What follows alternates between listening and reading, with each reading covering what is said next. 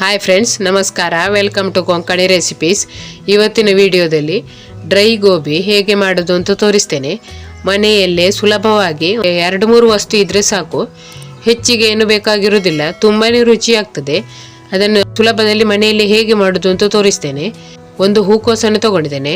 ಅದನ್ನೀಗ ಸಣ್ಣ ಸಣ್ಣ ಪೀಸ್ ಮಾಡಿಕೊಳ್ಬೇಕು. ವಿಡಿಯೋ ಇಷ್ಟ ಆದರೆ ಒಂದು ಲೈಕ್ ಮಾಡಿ. ಹಾಗೆ ಚಾನೆಲನ್ನು ಇದುವರೆಗೆ ಸಬ್ಸ್ಕ್ರೈಬ್ ಮಾಡದವರು ದಯವಿಟ್ಟು ಸಬ್ಸ್ಕ್ರೈಬ್ ಮಾಡಿಕೊಳ್ಳಿ.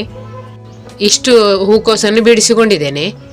ಈಗ ಒಂದು ಪಾತ್ರೆಯಲ್ಲಿ ಈ ಹೂಕೋಸು ತುಂಡುಗಳನ್ನು ಹಾಕ್ಕೊಳ್ಬೇಕು.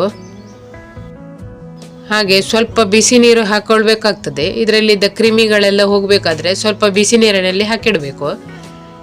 ಈಗ ನಾನು ನೀರನ್ನು ಕಾಯಿಸಿಕೊಂಡಿದ್ದೇನೆ, ಇದಕ್ಕೆ ಹಾಕ್ಕೊಳ್ತಾ ಇದ್ದೇನೆ.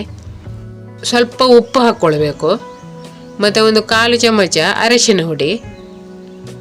ಈಗ ಇದನ್ನು ಚೆನ್ನಾಗಿ ಒಂದು ಸಾರಿ ಮಿಕ್ಸ್ ಮಾಡಿ 5 ನಿಮಿಷ ಮುಚ್ಚಿಡಬೇಕು. ಕಣ್ಣಿಗೆ ಕಾಣದ ಸಣ್ಣ ಸಣ್ಣ ಕ್ರಿಮಿಗಳಿರ್ತದೆ ನೋಡಿ, ಅದೇನಿದ್ರೂ ಹೋಗ್ತದೆ.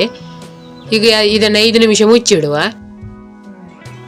ಈಗ ಇನ್ನೊಂದು ಪಾತ್ರೆಯಲ್ಲಿ ಅರ್ಧ ಕಪ್ ಆಗುವಷ್ಟು ಮೈದಾ ಹಿಟ್ಟನ್ನು ತಗೊಂಡಿದ್ದೇನೆ. ಅರ್ಧ ಕಪ್ ಕಾರ್ನ್ ಫ್ಲೋರ್ ಹಾಕ್ತಾ ಇದ್ದೇನೆ. ಖಾರಕ್ಕೆ ತಕ್ಕ ಹಾಗೆ ಮೆಣಸಿನ ಹುಡಿ, ನಾನಿಲ್ಲಿ 2 ಚಮಚ ಮೆಣಸಿನ ಹುಡಿ ಹಾಕ್ಕೊಳ್ತಾ ಇದ್ದೇನೆ. ಮತ್ತು ರುಚಿಗೆ ತಕ್ಕಷ್ಟು ಉಪ್ಪು ಹಾಕ್ಕೊಳ್ಬೇಕು. ನೀರು ಹಾಕಿ ಇದನ್ನು ಕಲಸಿಕೊಳ್ಬೇಕು. ಈಗ ಇದನ್ನು ಮಿಕ್ಸ್ ಮಾಡುವ. ಸ್ವಲ್ಪ ದಪ್ಪಕ್ಕೆ ಕಲಸಿಕೊಳ್ಬೇಕು. ಈಗ ಗಂಟೆ ಇಲ್ಲದ ಹಾಗೆ ಇದನ್ನು ಕಲಸಿಕೊಳ್ಬೇಕು. ತುಂಬಾ ರುಚಿಯಾಗ್ತದೆ ನೋಡಿ. ನೀವು ಒಂದ್ಸಾರಿ ಮಾಡಿ ರುಚಿ ನೋಡಿ, ಯಾವ ಥರ ಆಗಿದೆ ಅಂತ ಹೇಳಿ ಕಮೆಂಟ್ ಮಾಡಿ ತಿಳಿಸಿ. ತುಂಬಾ ಚೆನ್ನಾಗಿ ಆಗ್ತದೆ. ಸಿಂಪಲ್ ಆಗಿ ಮನೆಯಲ್ಲೇ ಮಾಡಬಹುದಾದಂತಹ ಡ್ರೈ ಗೋಬಿ ನೋಡಿ. ಹಿಟ್ಟು ನೋಡಿ ಈ ಥರ ದಪ್ಪ ಇರಬೇಕು. ಗಂಟಿಲ್ಲದಾಗೆ ಇಷ್ಟು ದಪ್ಪ ನೀವು ಕಲಸಿಕೊಳ್ಬೇಕು.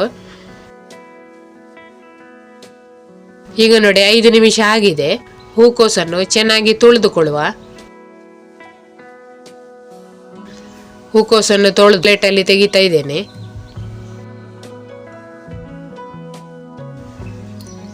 ಈಗ ಒಂದು ತುಂಡನ್ನು ತಗೊಂಡು ಹಿಟ್ಟಿನಲ್ಲಿ ಅದ್ದಿ ಎಣ್ಣೆಯಲ್ಲಿ ಬಿಡುದು ನೋಡಿ. ಈ ಥರ ಚೆನ್ನಾಗಿ ಕೋಟಿಂಗ್ ಆಗಬೇಕು ನೋಡಿ, ಅಷ್ಟು ದಪ್ಪ ಇರಬೇಕು ಹಿಟ್ಟು.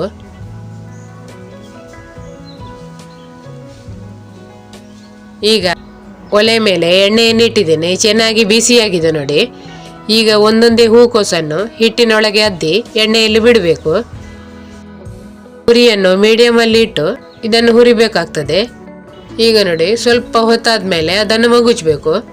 ಒಂದು ಸೈಡ್ ಸ್ವಲ್ಪ ಬೆಂದಿದೆ ಅಂತ ಆಗುವಾಗ ಮಗುಚಿ ಹಾಕಿದ ತಕ್ಷಣ ಮಗುಚಬಾರ್ದು, ಹಿಟ್ಟು ಅಂಟಿಕೊಳ್ಳೋದಿಲ್ಲ. ಹಾಗಾಗಿ ಸ್ವಲ್ಪ ಬೆಂದಿದೆ ಅಂತ ಆಗುವಾಗ ಮಗುಚಿ ಹಾಕಬೇಕು.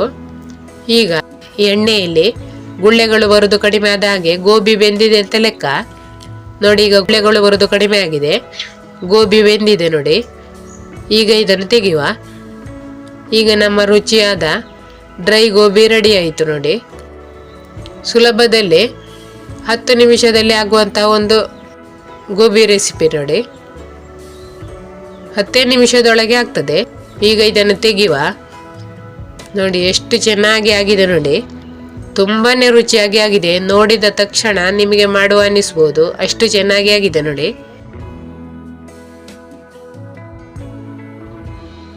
ವಿಡಿಯೋ ಇಷ್ಟ ಆದರೆ ಲೈಕ್ ಮಾಡಿ. ಹಾಗೆ ಚಾನೆಲನ್ನು ಇದುವರೆಗೆ ಸಬ್ಸ್ಕ್ರೈಬ್ ಮಾಡದವರು ಸಬ್ಸ್ಕ್ರೈಬ್ ಮಾಡಿಕೊಳ್ಳಿ. ಮುಂದಿನ ವಿಡಿಯೋದಲ್ಲಿ ಸಿಗೋಣ. ವಿಡಿಯೋ ವೀಕ್ಷಿಸುವ ಎಲ್ಲರಿಗೂ ಧನ್ಯವಾದಗಳು.